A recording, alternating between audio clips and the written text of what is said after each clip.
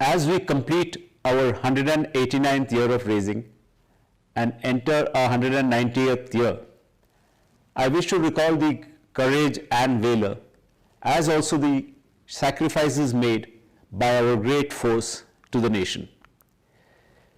Through the decades in the past 2 centuries, our contribution towards nation building has been exemplary. Our deep connect with the people of the Northeast has been quite unparalleled.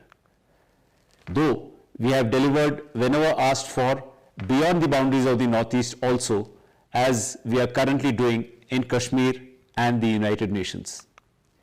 Today I pay homage to all our brave hearts who have made the supreme sacrifice for our nation and offer my profound respects to their families. I exhort all members of the force to continue making a difference and touching lives like only we can.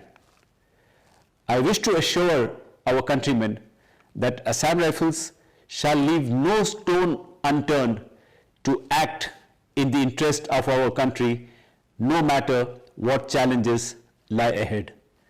We are and shall eternally remain the friends of the Northeast.